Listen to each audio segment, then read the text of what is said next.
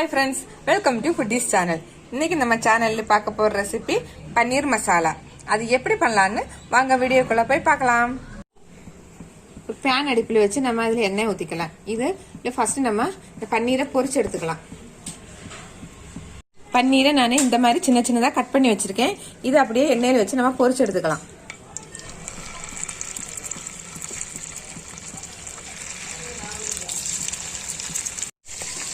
இதை நம்ம லைட்டா திருப்பி விட்டுக்கலாம். லைட்டா இப்போ இதை நம்ம எடுத்துடலாம்.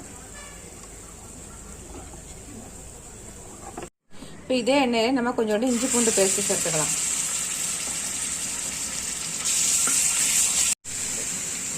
ரெண்டு பெரிய வெங்காயம் எடுத்து நான் இந்த மாதிரி மிக்சியில அடிச்சு வச்சிருக்கேன். இதையும் நம்ம சேர்த்துக்கலாம்.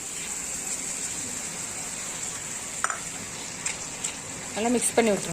வதங்குற அளவுக்கு உப்பு சேர்த்துக்கலாம். இப்போ வெங்காயம் நல்லா வதங்கிருச்சு. நம்ம இப்போ தக்காளி சேர்த்துக்கலாம். இது ஒரு தக்காளி நான் மிக்சியில அரைச்சு எடுத்து வச்சிருக்கேன். இதை நம்ம இதுல சேர்த்துக்கலாம்.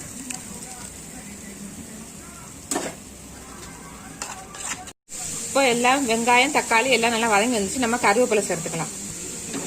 கருவேப்பிலை சேர்த்துட்டு இதுக்கு தேவையான மசாலா சேர்த்துக்கலாம். நம்ம 2 ஸ்பூன் மிளகாய் தூள், 2 ஸ்பூன் மல்லித்தூள்,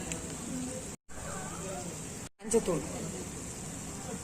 ஒரு 3/4 ஸ்பூன் கரம் மசாலா பொடி, எல்லாத்தையும் நல்லா மிக்ஸ் பண்ணி விட்டுருலாம். நல்லா பச்சை வாடையெல்லாம் போகட்டும். இப்போ இதில் நம்ம கொஞ்சம் தண்ணியை சேர்த்துக்கலாம்.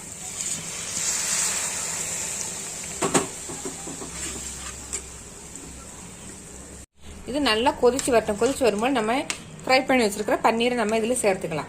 இப்போ கிரேவி ரெடி ஆயிடுச்சு. இதுல நம்ம ஃப்ரை பண்ணி வச்சிருக்கிற பன்னீரை சேர்த்துக்கலாம்.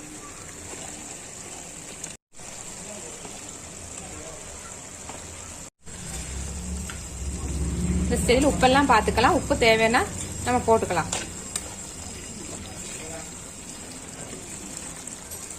இப்போ நம்ம பன்னீர் மசாலா ரெடி ஆயிருச்சு. லாஸ்ட்ல நம்ம கொஞ்சம் கொத்தமல்லி மட்டும் தூவி இறக்கிக்கலாம். கண்டிப்பா இந்த டிஷ் நீங்க வீட்லயே செஞ்சு பாருங்க. இந்த வீடியோ உங்களுக்கு பிடிச்சிருச்சுன்னா லைக் பண்ணுங்க, ஷேர் பண்ணுங்க, சப்ஸ்கிரைப் பண்ணுங்க. நாளைக்கு இன்னொரு புது ரெசிபியோட பார்க்கலாம்.